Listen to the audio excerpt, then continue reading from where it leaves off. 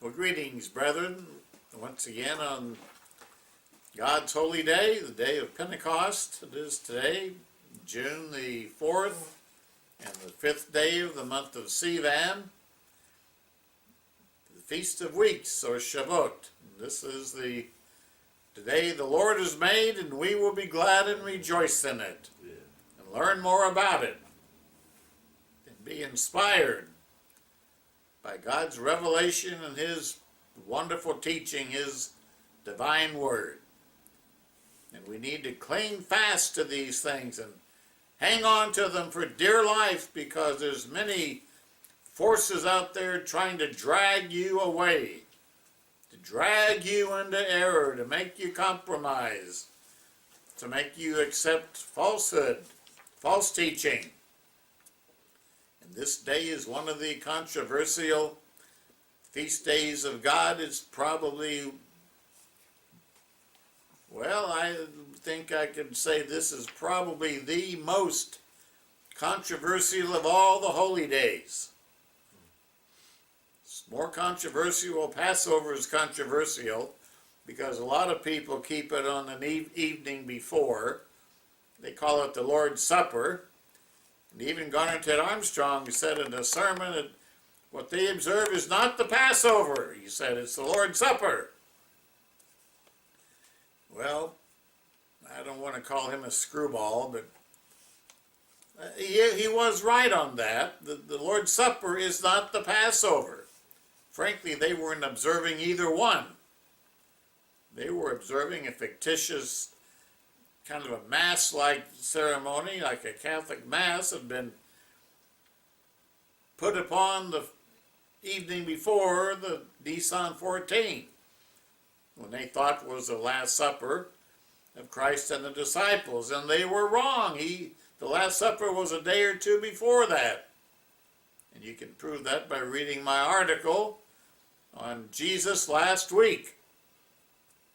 But that's still not the most controversial holy day. Most people know in general when the Passover occurs.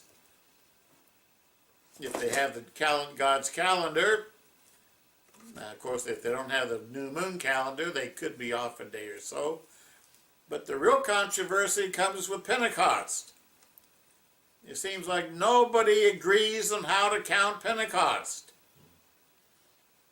The Karaite Jews say Pentecost is this coming Sunday, June the 7th. One group kept Pentecost back in May. Now here we are today on June 4 keeping Pentecost. Now we're keeping it the same day the Orthodox Jews do. And that's interesting. Why is that? Well, at least one thing is, brethren, they know how to count. They know how to count the Omer, and above not just how to count, they know what day to count from.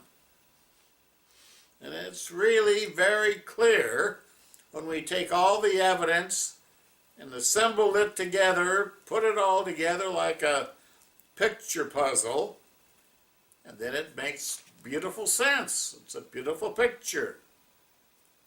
But if you try to get those picture pieces and force them in where they don't belong, you wind up with a mess. And sad to say, a lot of people are going to be celebrating a mess this year. It was Pentecost on Sunday, June 8th, is a mess. I thought it was, well, the 7th. Is that the 8th?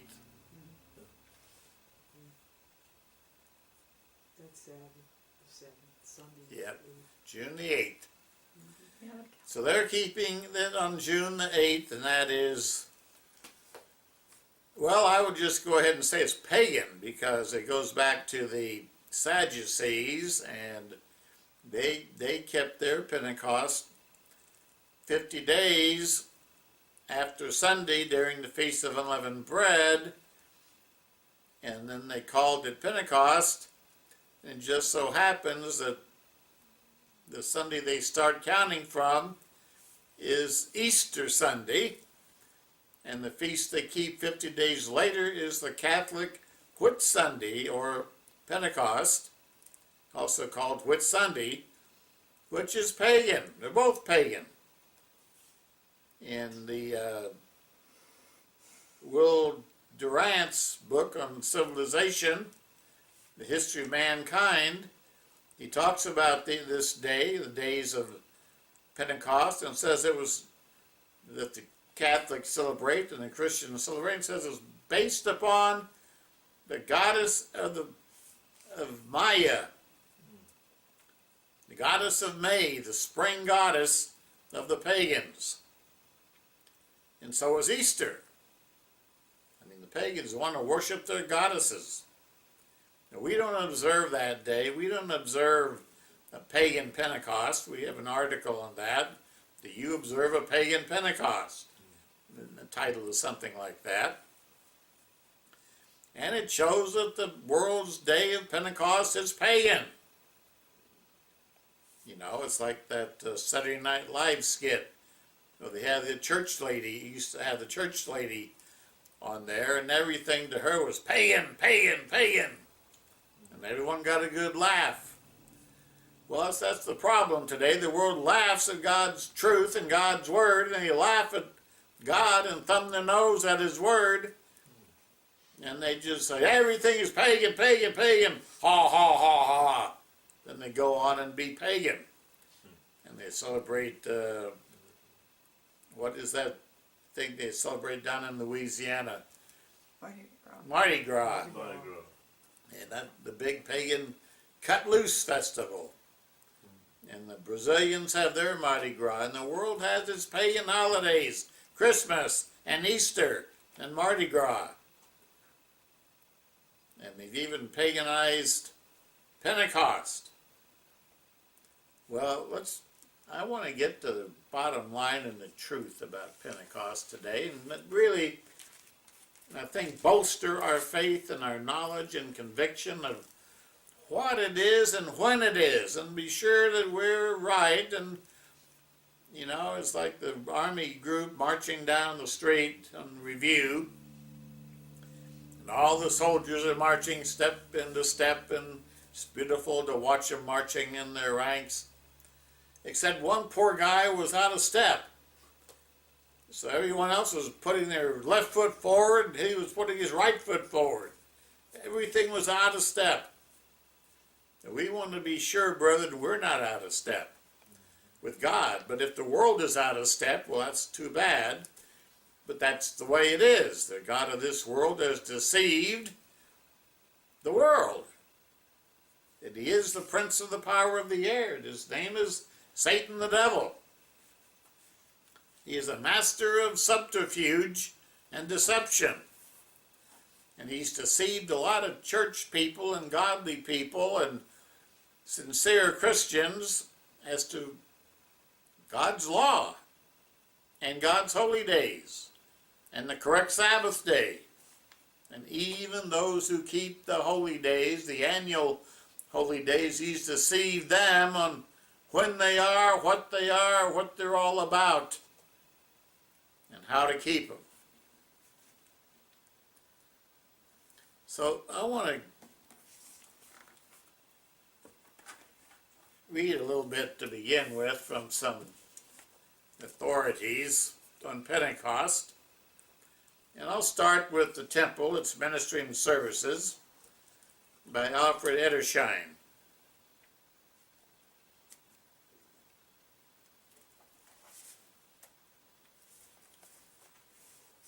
Alfred Edersheim on Pentecost. This is page 203,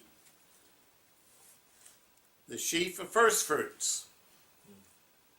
They were to count Pentecost beginning with the sheaf of first fruits harvested of the barley harvest in the spring. Then he says, a little later on the evening of the same day, Nisan 15, or after the Passover, A dark, noisy throng followed the delegates from the Sanhedrin outside the city of Jerusalem and across the brook Kidron. They were to be engaged in the service that was most important to them. It was probably due to this circumstance that Joseph of Arimathea owed their non-interference with his request for the body of Jesus. Nicodemus and the women, that they could go undisturbed about the last sad offices of loving mourners, because Christ had been killed and put to death. The law of God, the Torah, said, "You shall bring a sheaf," literally an omer, "of the first fruits of your harvest to the priest, and he shall wave the omer before Yahweh, or Jehovah, to be accepted for you. On the morrow after the Sabbath, the priest shall wave it." Leviticus 23, verses 10 through 11. This Passover sheaf, Edersheim says, or omer, was to be accompanied by a burnt offering and a lamb without blemish of the first year. It was reaped in the evening in public, before it was offered. It was offered on the 16th of Nisan. Now, Edersheim discusses the subject the morrow after the Sabbath, which is found in Leviticus chapter 23, verse 11. He says the expression "the morrow after the Sabbath," when they began the count and offered the omer, has sometimes been misunderstood as implying that the presentation of the so-called first sheaf or wave sheaf was to always be made on the day following the weekly Sabbath day of the Passover week. That's what the Karaites do today. This view was adopted by the Boethusians and the Sadducees in the time of Christ. They began that teaching. It began with the Sadducees and the high priests of the family of Boethusius of the time of Christ. And it was later adopted by the Karaite Jews and certain other interpreters of modern days. But it rests on a misinterpretation of the word Sabbath, writes Edersheim. This word is used in Leviticus 23, verses 24, 32, and 39, applying to annual holy days. Passover, the first day of the Feast of Tabernacles. Not Passover, but Yom Kippur. And the first day of the Feast of Tabernacles. And all the holy days are called annual Sabbath days. Edersheim says, as analogous allusions to other feasts in that same chapter, the word Sabbath means not the weekly Sabbath, but the day of the festival, the annual Sabbath. Josephus testifies to this truth, and Philo of the days of Christ and the Apostle Peter, and Jewish tradition also, leaving no room to doubt that in this instance we are to understand by the word Sabbath the 15th day of Nisan, the first day of Passover, or the first day of unleavened bread, regardless of what day of the week that might occur on. Already in the 14th of Nisan, the spot where the sheaf was to be reaped had been marked out. When the time for cutting the sheaf then arrived, on the evening of the 15th of Nisan, even though it were a Sabbath day, just as the sun went down, 3 men with a sickle, each with a sickle and a basket, would set forth to work. And it gives the tradition that they did with the onlookers and gatherers right there watching the ceremony all participating as they, bystanders, 3 times asked these workers, these priests, has the sun gone down with this sickle into this basket on this Sabbath? And lastly, they'd ask, shall I reap?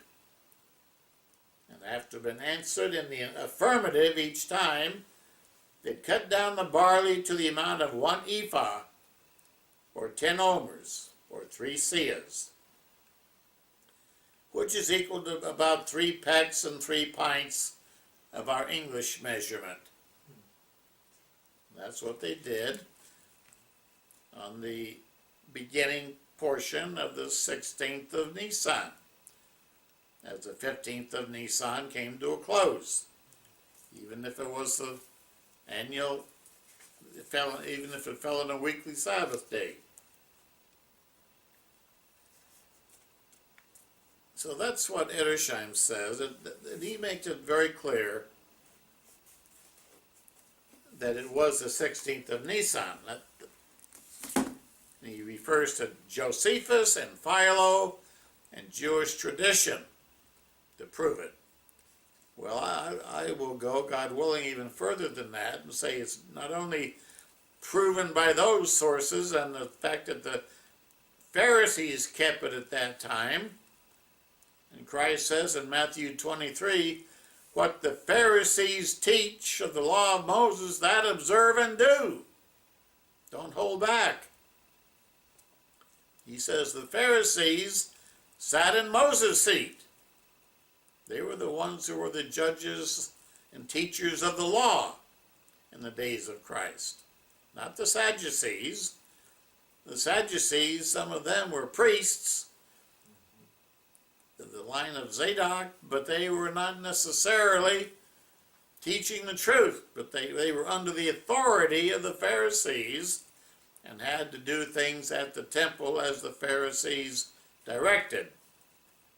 We have an article on who controlled the temple services in the time of Christ, and it was the Pharisees.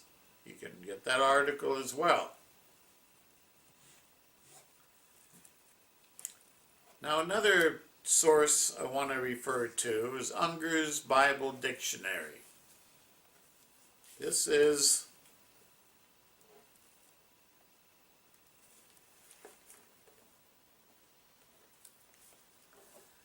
another good source to gain knowledge about God's holy days. And Unger says, under the article Festivals, the 16th day of Nisan, cutting the barley sheaf. This day was also called the morrow after the Sabbath, and on it the omer of the first produce of the harvest, which was barley, was waved before the Lord. Leviticus 23, 10 through 14. He later says, when the time came for cutting the sheaf, i.e. the evening of the 15th of Nisan, even though it was a Sabbath, just as the sun went down, 3 men, each with a sickle and a basket, set formally to work. In order to bring out all that was distinctive in the ceremony, they first asked of the bystanders 3 times each of the following questions. Has the sun gone down with this sickle into this basket on this Sabbath? And lastly, shall I cut? Just waiting for the chance to start cutting. Then they set formally to work, and they cut down the barley to the amount of an ephah, nearly 3.5 pecks. And this was brought into the court of the temple and thrashed out with canes or stalks, so that the grains might not be crushed. The grain was then parched on a pan, perforated with holes, so that each grain might be touched by the fire, and finally exposed to the wind. It was then ground and sifted to the required fineness and offered before the Lord as the wave offering. In this manner, the prescribed omer of flour was secured and offered in the temple on the 16th of Nisan. This was what was done in the time of Christ. They offered it on the 16th of Nisan in the temple. The Sadducees didn't control the temple services. The Pharisees did. The Sadducees would not have offered it on the 16th of Nisan.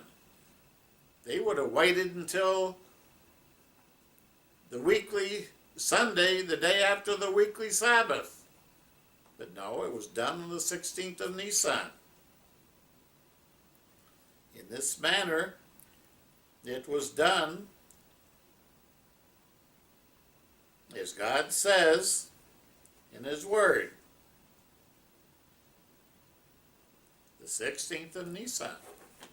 And that's Unger's Bible Dictionary under Festivals. Page 355. Later, he has to say about Pentecost, page 356, the article on Pentecost.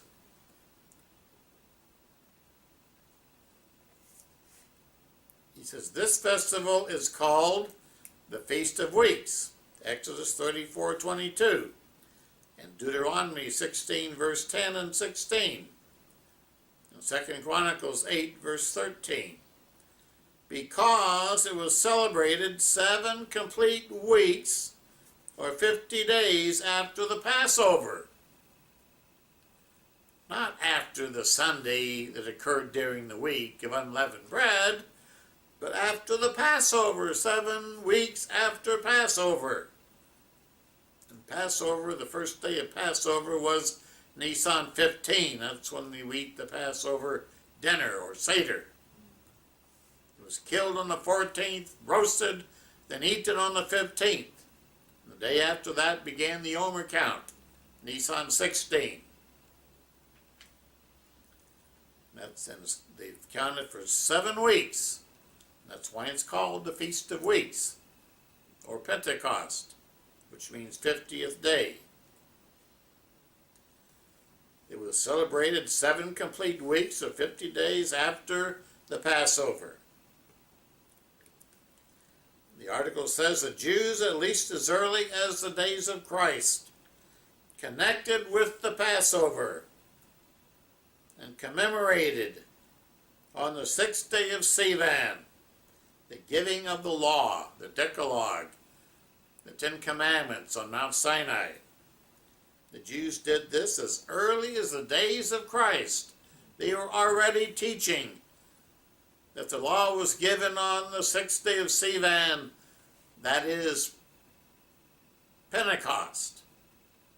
Although it can sometimes occur on Sivan 5, as it does this year, or Sivan 7. But usually it's Sivan 6. So he says, it was made out from Exodus chapter 19 that the law was delivered on the 15th day after the Exodus,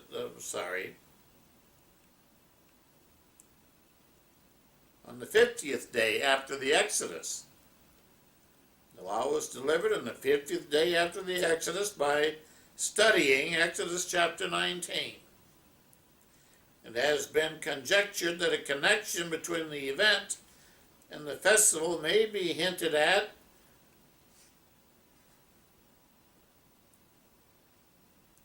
the reference to the observance of the law in Deuteronomy 16, verse 12. The Pentecost was essentially linked to the Passover, that festival which, above all others, expressed the fact of a race chosen and separated from other nations, and was the solemn termination of the consecrated period. That is, this day today, Pentecost, is the solemn termination of this consecrated period of time, from Passover to Pentecost, linked by the daily Omer count. This is the end. Passover was the beginning. This is the finality, the conclusion. This is what it's all headed for, aimed at, the goal of this period. That is something that churches don't understand. They don't understand it at all. They think Pentecost is nothing but the time the Holy Spirit came upon the church in Acts chapter 2. That's not the real meaning of Pentecost. The real meaning of Pentecost is the harvest of the first fruits. It's called the Day of First Fruits. It's the day of the wedding of Christ and the nation of Israel. When God married Israel. I think it's Jeremiah chapter 3, verse 17. He took Israel to be his bride, his wife. And the giving of the law and accepting of the law at Mount Sinai was a wedding ceremony. But that's not the end of it. That's just the beginning, because today the church of God is the Israel of God. It says in Galatians chapter 6 and verse 16, we are the Israel of God, and we are the bride of Christ. He's going to marry us at his second coming. As it says in Revelation chapter 19, the bride has made herself ready, and the wedding feast of the Lord will occur.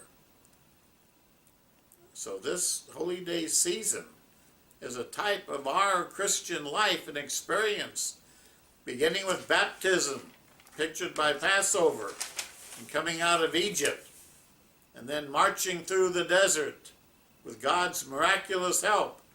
That pictures our Christian life of trials and tribulation and affliction, with God's deliverance throughout, until we come to the end when Christ returns and we marry him at the great wedding of the Lamb and the bride, pictured by Pentecost.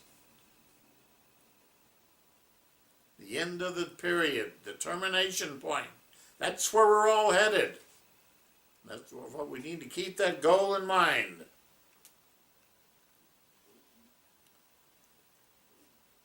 Then we need to realize this link between Passover and Pentecost. They're indelibly linked together, bound together. They're not just two separate festivals without a link, anything between. They're linked by the Omer count, which pictures our daily strife and struggle to overcome and to endure to the end, till Christ returns. Now I'm going to go to another Bible dictionary, and there's a reason I'm going to all these different sources, but this is the New Westminster Dictionary of the Bible.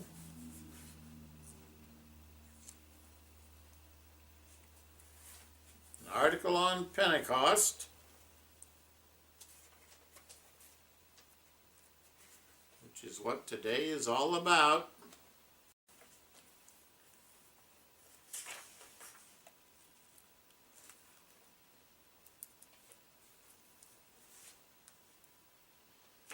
Feast of Weeks. This is on page 705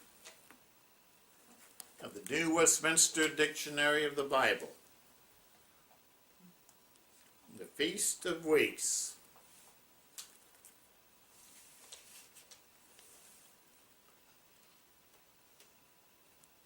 Well, wait.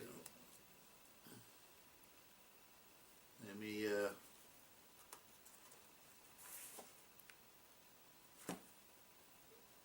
get to that right page. I gave you the wrong page.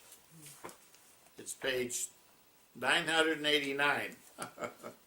Sorry about that. The heading is weeks, feast of. The second of the 3 annual festivals, of which every male Israelite was required to appear before the Lord at the sanctuary, and the first of the 2 great agricultural festivals. It was the beginning of the wheat harvest, the great harvest of wheat. It was called the Feast of Weeks because its date was set 7 complete weeks after the consecration of the harvest season by the offering of the sheaf of the first ripe barley.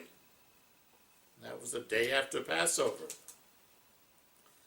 This sheaf was waved on the morrow after the Sabbath. The Boethusians, who were associated with the Sadducees, interpreted that to mean the weekly Sabbath, which occurred during the days of unleavened bread. And that has been the source of tremendous error ever since. It still leaves its claw marks on churches today. They're following the Boethusians. They're following the Sadducees. They haven't done their homework. The Sadducees, Christ said, were ignorant of the Scriptures. They didn't even believe in angels or spirit beings. He said to them, Matthew 22, you are ignorant and you don't know the power of God, to the Sadducees. The Boethusians associated with the Sadducees interpreted the word Sabbath as meaning the weekly Sabbath. It also refers to annual Sabbaths, as we saw in Leviticus 23.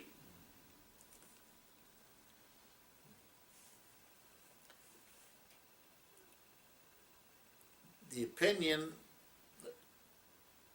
has even been held that it refers to the weekly Sabbath immediately before the harvest. Some even go that far. However, the Bible Dictionary says the older and better opinion is that it denotes the first day of the Feast of Unleavened Bread. The Greek translators understood it so, that is, those who translated the Septuagint. And that was translated 250 years before Christ. And those translators who were rabbis and scholars of the law, 2 men from each tribe of Israel, on an island off the coast of Egypt, translated the Septuagint from Hebrew into Greek 250 years before Christ. And the Septuagint clearly says that the first day was the first day of the feast. And on the morrow of the first day, they were to wave the wave sheaf offering, which would be the next day. Ipso facto, QED. Very simple.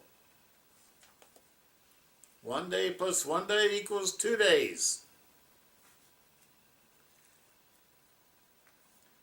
The Septuagint of Leviticus 23 verses 7 and 11. Just get out your Septuagint or go to the library and borrow one and open up and read Leviticus chapter 23 and verse 7, and then read chapter 23 verse 11 and put them together, and you'll see that the day of the wave sheaf offering was the day after the first day. It calls it the first day of the feast. Read the context. And so, the Bible Dictionary says, and so also those who directed the services during the Second Temple times. Josephus' Antiquity, Book 3, Section 10, Paragraph 5. Josephus. This first day was kept as a Sabbath day. First day of unleavened bread. No work was done on it, and there was a holy convocation. And such rest days, no less than the seventh day of the week, were called Sabbath. See Leviticus 23, verse 32. Chapter 25, verse 2. On the morrow after the Passover, the new grain was used, which could not be eaten until the sheaf had been weighed before the Lord.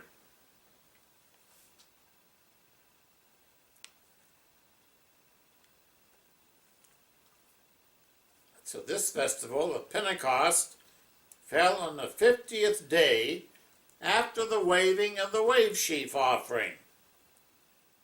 And this gave rise to the name Pentecost, or 50th day. That's what it means. Just what it says. So that's why we are today celebrating the Feast of Pentecost on June the 4th, because this is 50 days after the first day of unleavened bread, which was the Passover day, the Feast of the Passover. And the next day was Nisan 16. We began counting 7 weeks, and today is the 50th day. Now, all the authorities are basically in agreement with this. I mean, I've been reading several different authorities and authorities quoted by authorities, and the Septuagint, and Josephus, and Philo, and Edersheim, and the Bible dictionaries, and it's clear, it's conclusive, it's plain, it's plainly evident. But there are those who disagree, of course, namely the Sadducees. Although they disappeared when the temple was destroyed in 70 AD, the Sadducees as a sect among the Jews was wiped out. They just disappeared. They had no continuity. They were not blessed of God. The Pharisees continued on and developed schools of Pharisaic teaching, and they became the modern Orthodox Jews, the conservative Jews of today. They are, in a sense, spiritually descended from the Pharisees. They kept the law and the Mishnah and the Talmud. They put together the history of the Jews and their writings like an encyclopedia of Jewish knowledge and thought. Preserved by the Pharisees, not the Sadducees. They were not important enough to continue. God let them perish. But then in the 8th century, a group of Jews arose in Babylonia, or Babylon, to dispute with the Pharisees and the Nasi, the head of the Jews at that time, on a political dispute on who was going to be the head of the dispersion of the Jews. And when they didn't get their man elected, they pulled out and developed a new sect called the Karaites. You can read this in Will Durant's The Story of Civilization. Now, another source I want to read from on this subject is a dictionary of the Bible.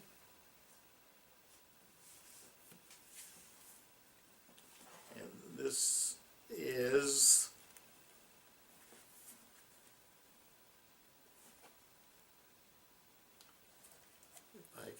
the right page here. Pentecost. And this is volume 3, Dictionary of the Bible. Pentecost. This term, adopted from the Greek, means 50th. This is page 739. This term, Pentecost, was applied by Greek-speaking Jews and used by the rabbins of the second of the three chief Hebrew festivals, because it fell on the 50th day after the offering of the barley sheaf during the Feast of Unleavened Bread. Philo mentions it. In the Old Testament is called the Feast of Harvest and the first fruits of all your labors. Exodus 23 and verse 16. The Septuagint calls it the Feast of Weeks, of the first fruits of wheat harvest. Exodus 34:22.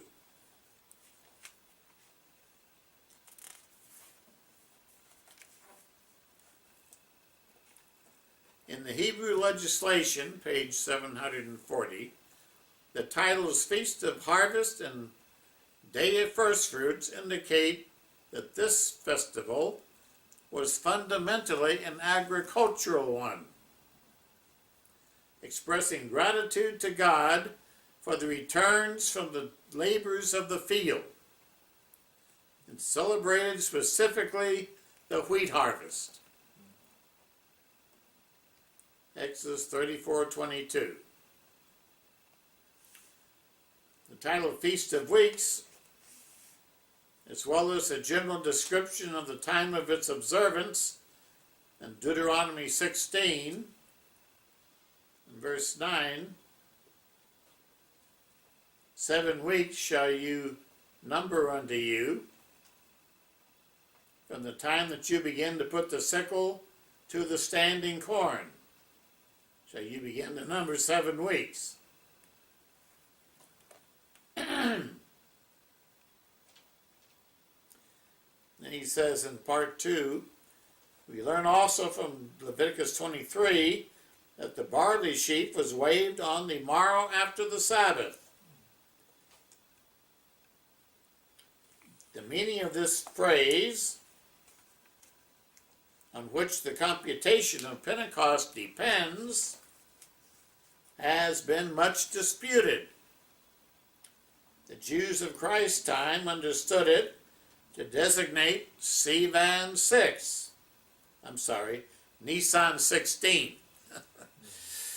Nisan 16, the day after Passover, without regard to the day of the week. So, in other words, it doesn't have to be Sunday. It doesn't have to be the day after the weekly Sabbath. The Jews of Jesus' time understood it to mean Nisan 16, no matter what day of the week that occurred on. These were the Jews of Jesus' time. This is what they believed and held and accepted. And Christ came among them, and he was a rabbi of God. He was a teacher from God, sent by God. He never disagreed with them or spoke against their calculation. He never once rebuked them, saying, you count Pentecost wrong. He never said that. He observed the annual holy days of the Jews. And he said to his disciples, the Pharisees, the Jewish religious leaders, sit in Moses' seat. They interpret the law of Moses. Do what they say. They're the authorities as to the law of Moses and the holy days and when they're to be observed, not the Sadducees. Will we believe Christ?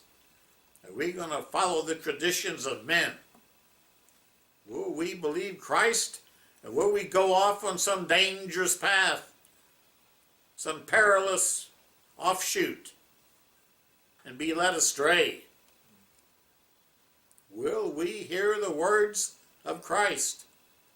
The Apostle Paul said in Philippians chapter 3, verses 2 through 4 or 5, that he was a Jew, the son of a Jew of the house of Benjamin, a tribe of Benjamin, a Pharisee of the Pharisees. And as such, he said, I kept the law of God blamelessly, blamelessly, wholly, completely. What could be clearer than that? He said, I kept the law of God blamelessly, as it should be taught.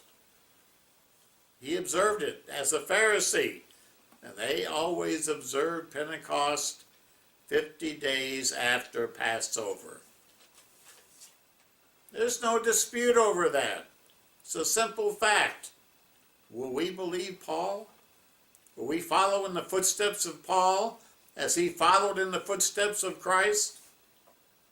We need to get our heads screwed on straight.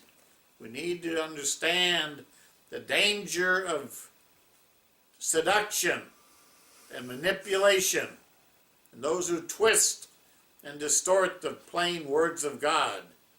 We need to humble ourselves before the mighty hand of God, that he will exalt us in due time. He will exonerate us and vindicate us when his time comes, if we obey him, and if we are not led astray.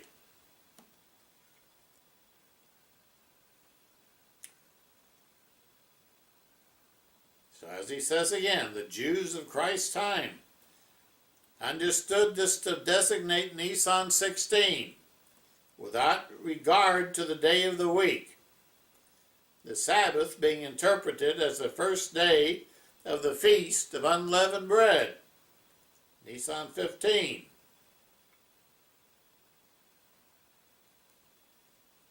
There was dissent, however, from this opinion, or this interpretation, even at that time.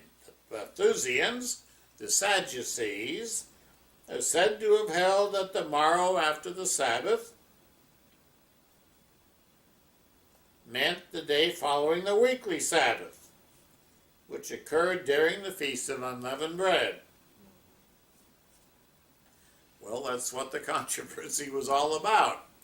And that's why the Mishnah has the story about the special ceremony of the cutting down of the grain for the Omer offering that they went through with the eyewitnesses to make it stand out that was done on the 15th of Nisan, or right after the sunset of that day, at the beginning of the 16th of Nisan, when they cut down the barley to be presented before the Lord the next morning with the morning sacrifice.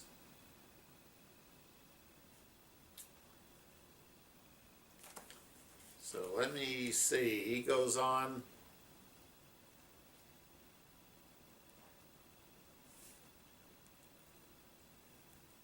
The other question about the uses, it says, and after the Sabbath, the seventh Sabbath, you shall observe the day. He says the word Sabbath there can also mean week, the seventh week. In Deuteronomy, it says plainly, you shall count 7 weeks. Not literal Sabbath days, but 7 weeks. And then the next day is Pentecost. The use of Shabbat, in the general sense of weeks, the Bible dictionary says, may be justified by this analogy of the Aramaic and the Syriac. This interpretation, or also the interpretation of the Septuagint, and the use of the words in the New Testament, in Matthew 28 verse 1, Luke 18 verse 12, where Sabbath there means week. Is after the first of the week, in Matthew 28 verse 1. After the first of the week, or the first day of the week, the word there, week, literally mean Sabbath, but it stands for week.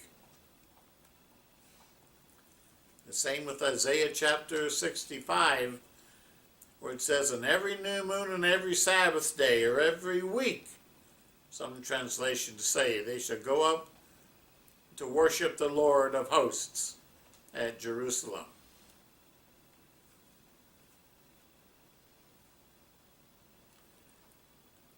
It is at any rate certain that the Jews celebrated the sheaf waving on Nisan 16 and Pentecost on the 50th day after, usually Sivan 6, without regard in either case as to the day of the week. Period. To quote, period, period, period. That's perfectly clear.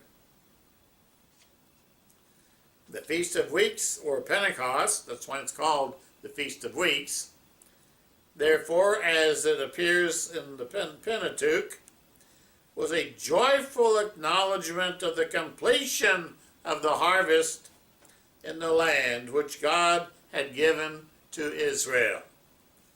The whole harvest season was, in a sense, sacred time. Hence, Pentecost lasted but one day. It was a termination point. By its prelude, the sheaf waving, it was dependent on Passover, commemorative of Israel's redemption. And by the interval of 7 weeks between it and Nisan 16, it was brought into the sabbatical system,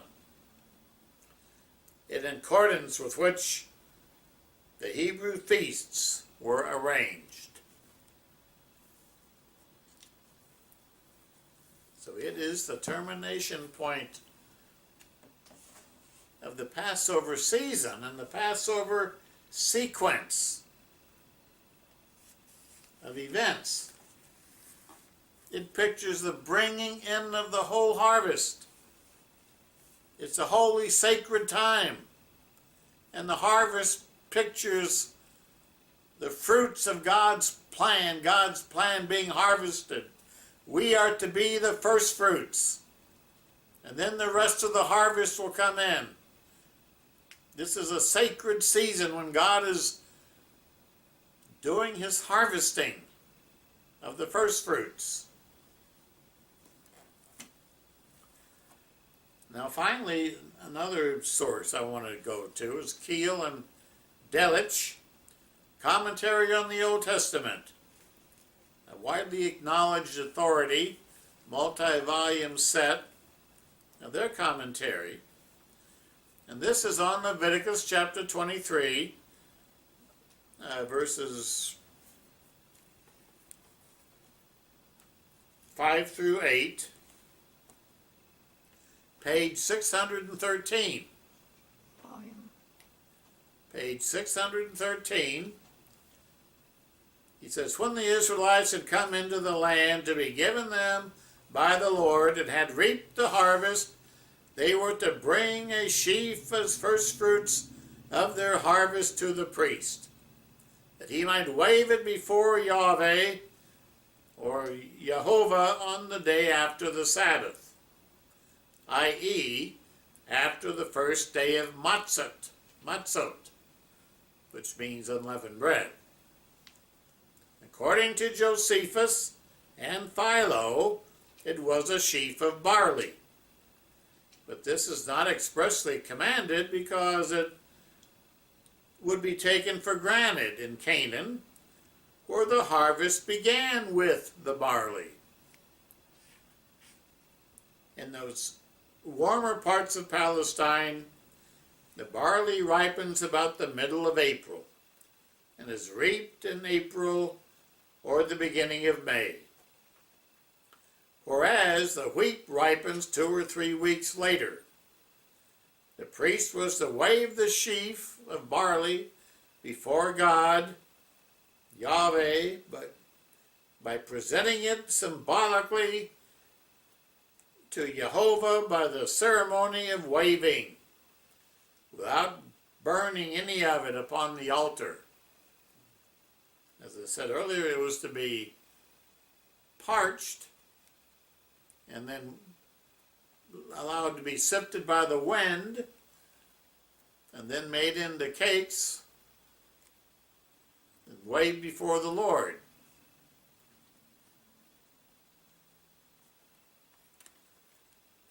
All right.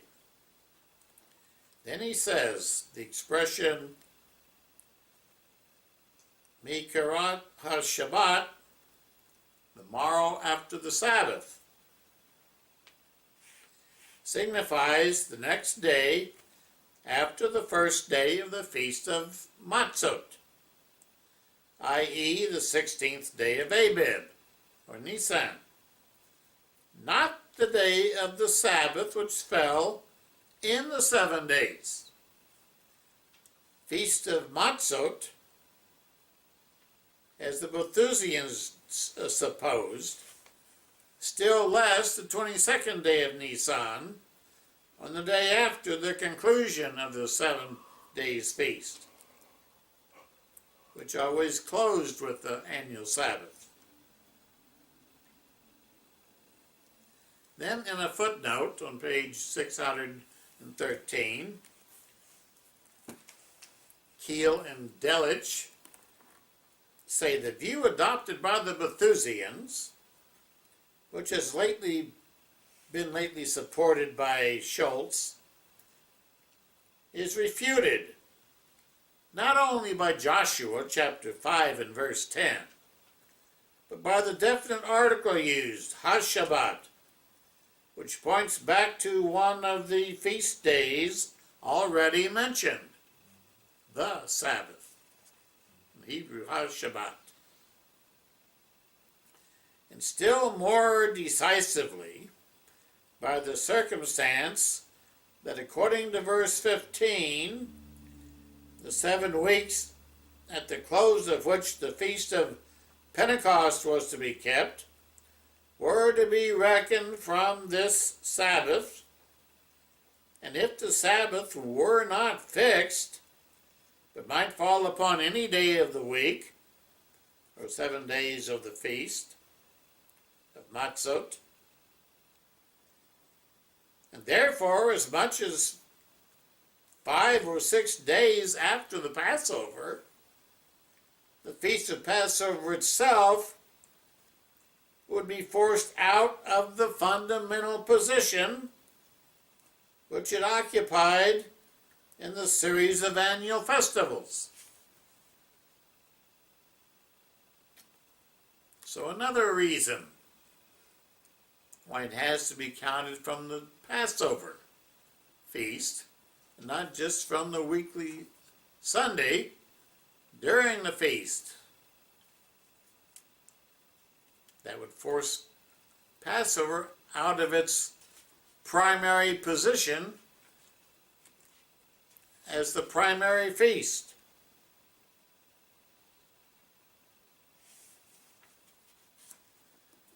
I thought they made some very, very excellent points there. Then on page 614, Keel and Delitzsch say, the Sabbath, quote unquote, does not mean the 7th day of the week, but the day of rest. Although the weekly Sabbath was always the 7th, or last day of the week, hence not only the 7th day of the week is called Sabbath, but the Day of Atonement. The 10th day of the 7th month is called Shabbat, and Shabbat Shabbaton, verse 32, in chapter 16, verse 31.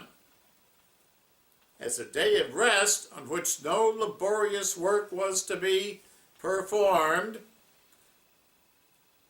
verse 8 of Leviticus 23, the first day of the Feast of Matzot is called Shabbat, irrespectively of the day of the week upon which it fell.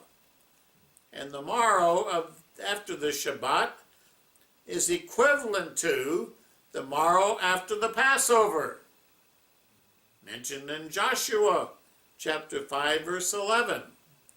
The morrow after the Shabbat, the morrow after the first day, as the Septuagint has it, equals the morrow after the Passover in Joshua 5, verse 11. Period.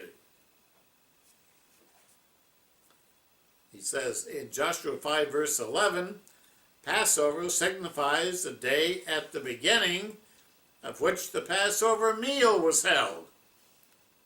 You know, the Passover meal was eaten on Nisan 15 in the early evening hours of the first day of the feast. That's why it's called the feast of the Passover. We feast on that day. Then the Passover signifies that day at the beginning of which the Passover meal was held, i.e. the first day of unleavened bread,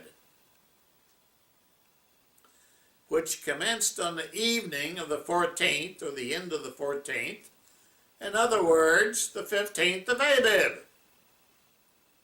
By offering the sheaf of first fruits of the harvest, the Israelites were to consecrate their daily bread to the Lord their God, and practically to acknowledge that they owed the blessing of the harvest to the grace of God. And God is involved in our harvesting. He is involved in our overcoming. He is involved in our being harvested as His first fruits. His Spirit is involved. He's deeply involved. He is the farmer, the husbandman, and we are the crop. We're the plants. We're the ones bearing the fruit to be harvested.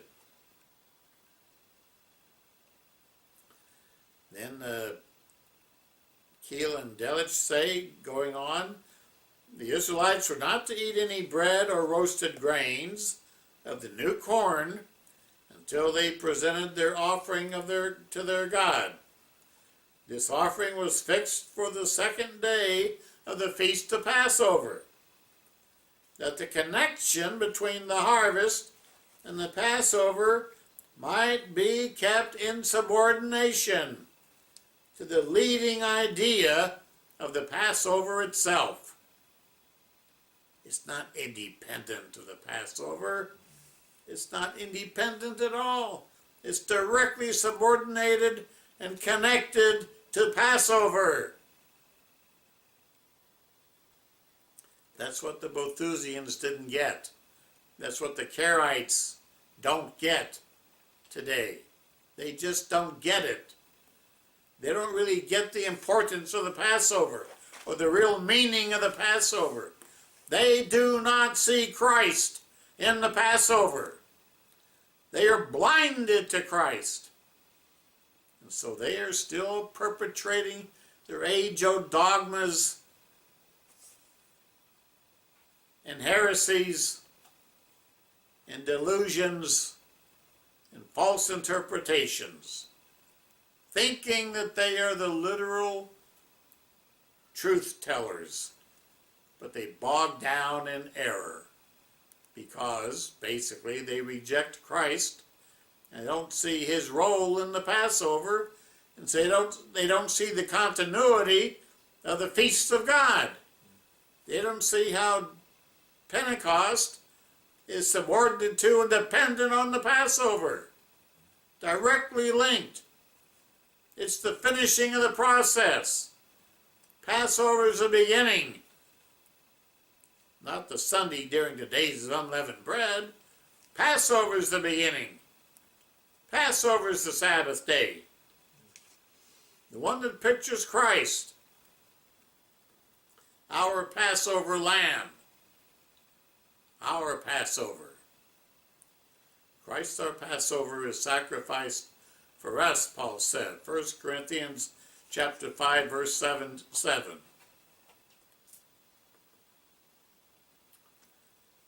We need to be very careful because people can just knock you right out of the saddle because they think they have intellectual knowledge, but they missed the boat.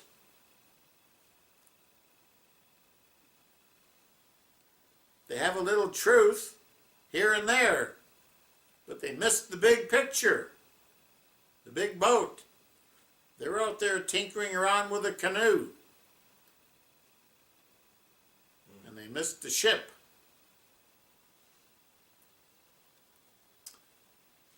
Going on, Keel and Delitzsch say this offering of the Omer, the wave sheaf, was fixed for the second day of the feast of the Passover, that the connection between the harvest and the Passover might be kept in subordination to the leading idea of the Passover itself. See Exodus 12:15 and so forth. But as the sheaf was not burned on the altar, but only presented symbolically to the Lord by waving, and then handed over to the priests, an altar gift had to be connected with it, namely a yearling sheep as a burnt offering, a meal offering of 2/10 of an ephah of fine flour mixed with oil, and a drink offering of 1/4 of a hin of wine, to give expression to the obligation and willingness of the congregation not only to enjoy their earthly food, but to strengthen all the members of their body for growth and boldness and holiness and diligence to do good works.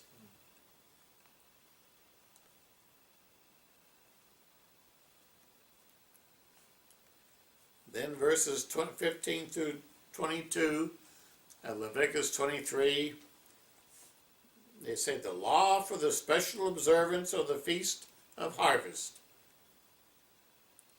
is added here without any fresh introductory formula, that is Pentecost, to show at the very outset the close connection between the two feasts. You ever stop and think about that? In Leviticus 23, Pentecost is not mentioned by name. It just says at the end of the 7 weeks, you shall offer a special offering, a grain offering of 2 loaves of bread, etc.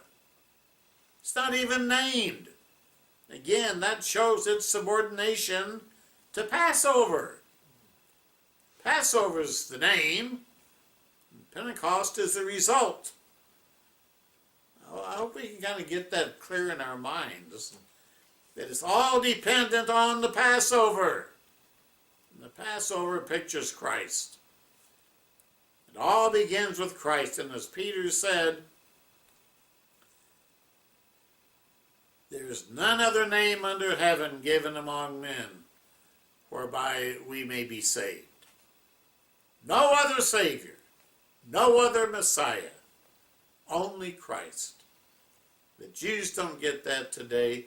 The Karaites don't get that today. The Muslims don't get that today. The world is in ignorance of that. But the plan of salvation begins with Christ, our Passover. And Pentecost depends on Christ. Whether we reach the harvest, whether we become the first fruits in God's kingdom, it all depends on Christ working in us and through us and for us, and having given his life for us, and now sending his Holy Spirit to lead, guide, direct, and inspire us to persevere and to endure, so that Pentecost might be fulfilled. But it is subject to and subjugated to the theme and the meaning and the Feast of Passover. Passover is primary. Pentecost is the result.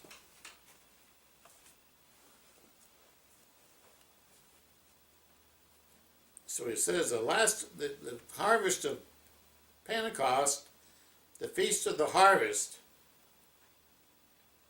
added in this chapter without any fresh introductory formula or identification, shows at the very outset the close connection between the two festivals, Passover and Pentecost. 7 whole weeks or 50 days were to be reckoned from the day of the offering of the sheaf, and then the day of first fruits is called in Numbers 28, verse 26. Or the Feast of Weeks, it's called. Exodus 34:22. Deuteronomy 16, verse 10. Was to be celebrated.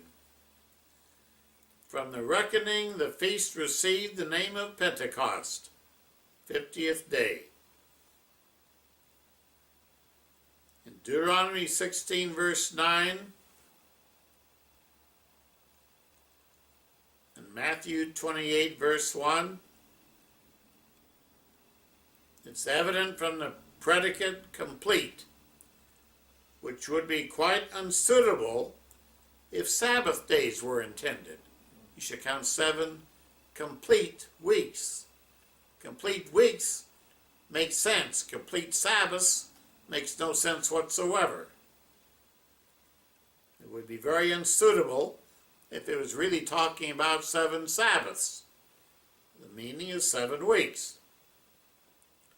As a long period might be reckoned by half weeks instead of whole, but certainly not by half Sabbath days.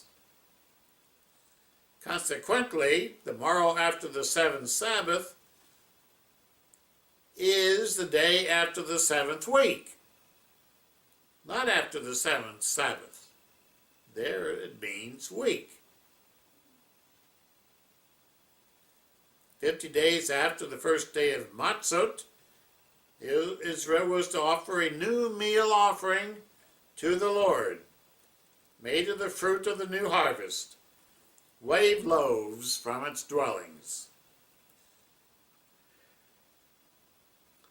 2/2 of an ephah of fine flour, baked with leaven, like the bread which served for their daily food, as first fruits unto the Lord, and of the wheat harvest. And I've shown in other articles that those 2 loaves, I believe, pictures. One loaf is Christ, who is the bread of life, a regular, normal, ordinary, daily bread of life, picturing Christ. And the other loaf pictures the church.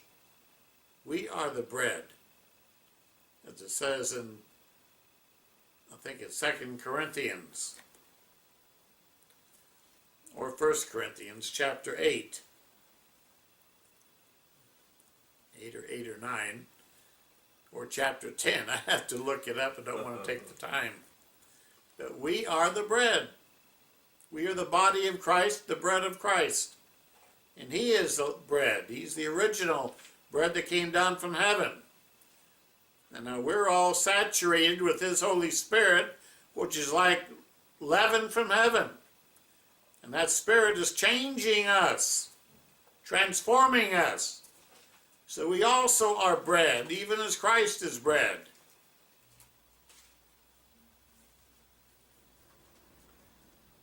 So Pentecost pictures us along with Christ at the end of this process of the 50 days Jubilee process.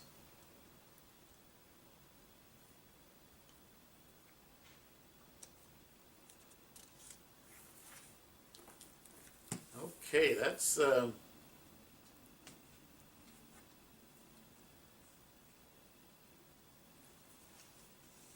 real core of Pentecost. But, you know, we really need to focus on this and get it into our minds and remember it, because false teaching is still abounding out there. And most of the churches of God have gone astray following the errors of Herbert Armstrong and others to keeping a false day of Pentecost. Now, Herbert Armstrong was all around the block. He started out keeping Pentecost back in 1934 to 1937, the same day the Jews do, Sivan 6, counting from the first day of Passover, like we do. That's the way he started out. But then around 1937, he got waylaid by somebody and got confused and decided that the Sabbath meant, that you count from, meant the weekly Sabbath day during unleavened bread. So he switched Pentecost, but he felt the Sadducees weren't right either, because to him they didn't know how to count. They count beginning with the day, Sunday, and he said, no, you count from the day. King James says you count from the morrow after the Sabbath. So Herbert made a big deal out of that word from. So he said that meant you count beginning with the next day. Not Sunday, but Monday. That's what he said. You begin on Monday. And so he wound up 50 days later keeping Pentecost every year on a Monday. Well, what can we say? You know, this was, in his imagination, he was right. Everybody else was wrong. Until about 1974, Ernest Martin and Mr. Raymond McNair and some others did a study into this subject and found out that Mr. Armstrong wasn't counting right. You don't count away from, you count beginning with the day in Jewish reckoning. So therefore they said 50 days from Sunday during unleavened bread would always wind up on Sunday. Dr. Hay was appalled at that. He was my friend, and I worked for him in the editorial office of the Plain Truth magazine, and I sat in his office one day and we were talking about Pentecost and the changes, that the work was changing the teaching on Pentecost, and henceforth they were going to keep it on Sunday instead of Monday. Dr. Hay looked me in the eye and said, well, I'm going to keep it both days. He said, I believe Monday is the right day. He said, but to go along with the church, I'll also keep Sunday. Well, I don't know how much personalities and clashes entered into all that, but I know that they called up the wife of the Israeli ambassador from the doctrinal committee. Dr. Dorothy was involved, Charles Dorothy, another friend of mine, and they called them up to say, well, how do you figure Pentecost? How do you count? And she listened to them and she said, well, yeah, sure, you count beginning with. You count beginning with. So they thought, okay, now we got it nailed down. Nailed tight. So they breathed a sigh of relief, and then the phone rang. She was calling them back. And she said on the phone, oh, I made a horrible mistake.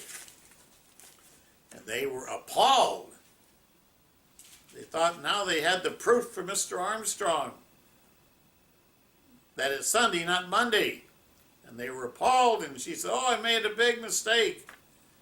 You don't count from Sunday, you count from the day after Passover. That's how we do it. The day after the Passover holy day. Well, they weren't even considering that as an open question. They'd already decided in their own minds it had to be either Sunday or Monday. So they went to Sunday instead of Monday, and they wound up keeping which Sunday, or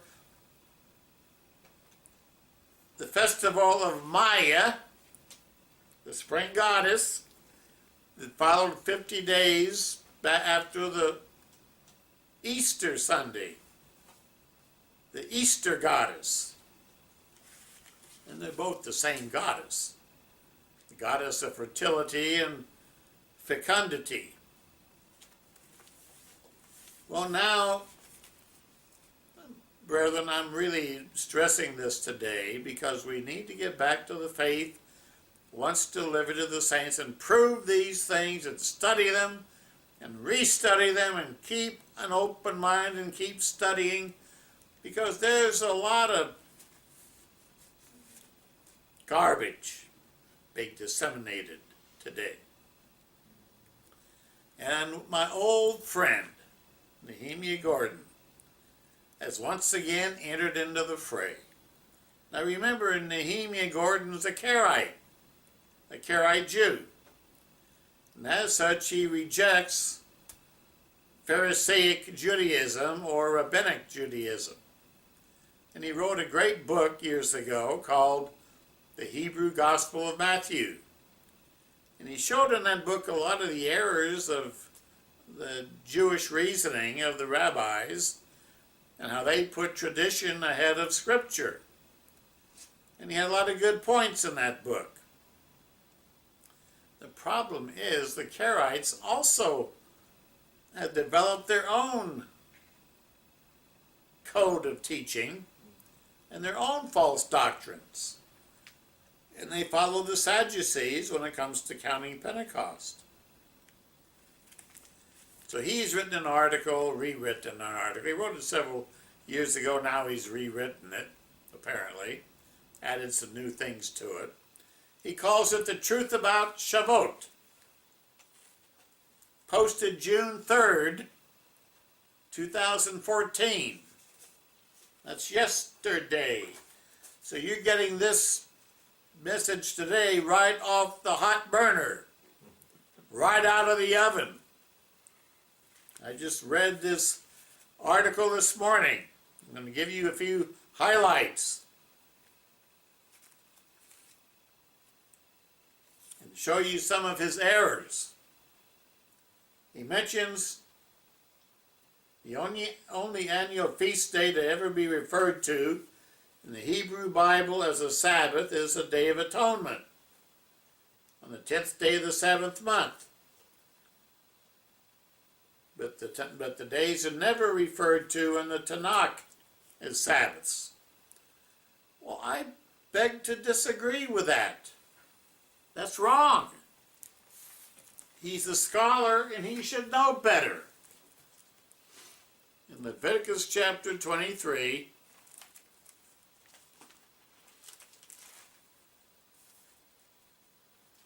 verse 32, the day of Yom Kippur, or the Day of Atonement, is called a Sabbath. In fact, it's called the Sabbath of Sabbaths, or the Sabbath of solemn rest, like a double Sabbath. However, verse 24 talks about the Feast of Blowing, the Feast of Trumpets. It says, on the first day of the month, Tishri 1, you shall have a Sabbath rest, a Sabbath, a memorial of blowing of trumpets. It's also called the Sabbath.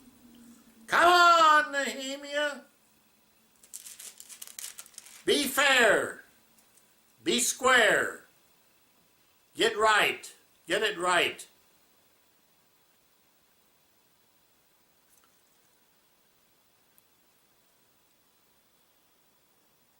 Then on verse 39 of Leviticus 23, on the Feast of Tabernacles, God says, on the 15th day of the 7th month, when you have gathered in the fruit of the land, you shall keep the feast of the Lord for 7 days.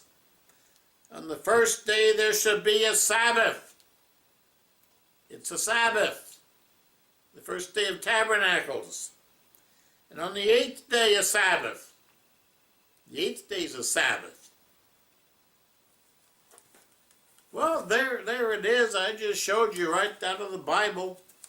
The other annual holy days are called Sabbaths, or Sabbath rest days. No normal, ordinary work is to be performed on them. Period. And today is a Sabbath day.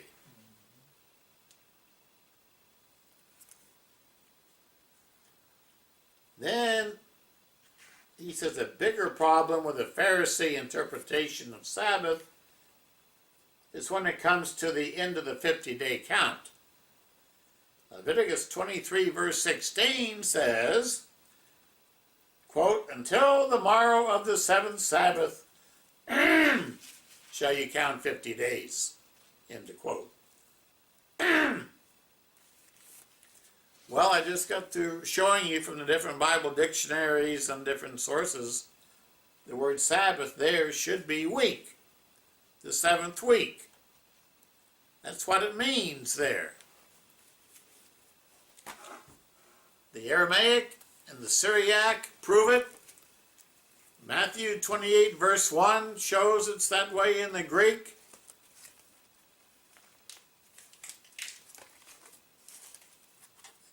And even in Isaiah chapter 65, or chapter 66,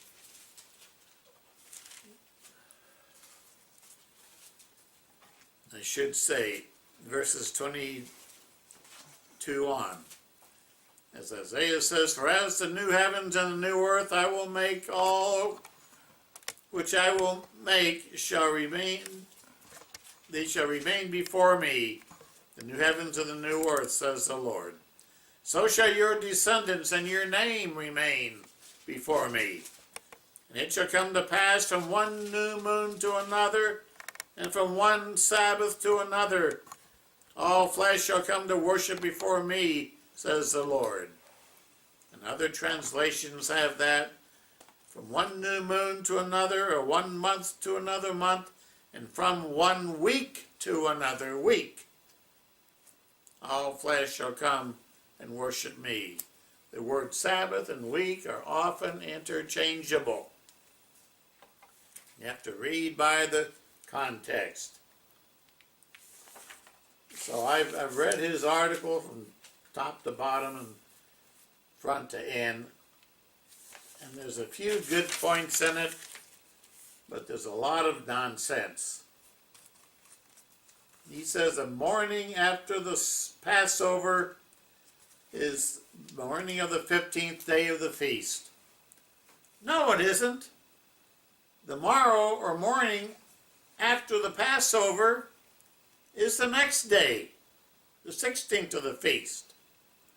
But he gets confused because of Exodus 12 verse 18, where it says they left Egypt on the morrow of the Passover. Well, you get the context there. The Passover that year was at midnight when the angel passed over the houses of Israel and slew the firstborn of the Egyptians. That was at night. The next morning, on the morrow, the legions of Israel left Egypt, walking out of the country in formation. The morrow means the break of day, the next day. Passover was in the night, the morrow there means the next morning. So simple. But it just shows how people get so caught up in deception they can't see the tree, the forest, for the tree. They got their nose stuck in a tree, and they can't even see the whole forest and the mountain range and the clouds. They're too close to the trunk of the tree, of one tree.